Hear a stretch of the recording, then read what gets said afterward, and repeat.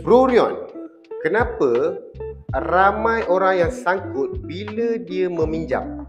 Saya nak tanya, masalah sebenarnya datang dari pemiutang ke ataupun penghutang tu sendiri? Kebanyakan masa, masalah bermula dari penghutang. Afiq, pemiutang yang berlesen takkan paksa penghutang untuk berhutang. Dan kita akan menjelaskan agreement dan pembayaran dengan jelas by face to face.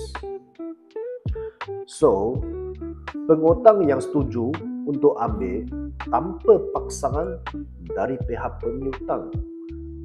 Masalah timbul apabila penghutang ambil duit untuk perkara yang tidak betul. Sebetul, berjudi, pelacuran dan bisnes yang haram. Apabila duit dah habis digunakan, mulailah perangai manusia keluar.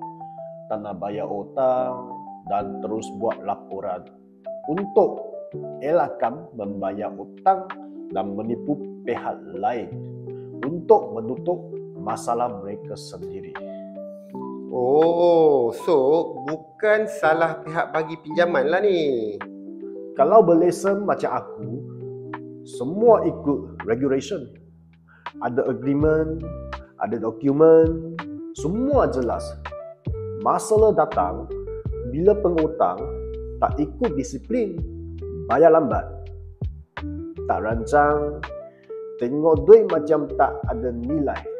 So, apa yang sepatutnya pihak yang meminta hutang buat? Simple je. Faham kemampuan dulu. Ikut plan, jangan ambil lebih dari perlu. Peminjaman bukan jahat.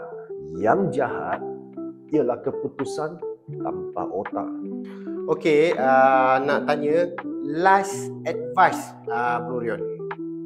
Kalau nak buat dengan cara yang selamat, datang pada yang berlesen. Biar aku guide kau supaya tak ulang silap orang lain.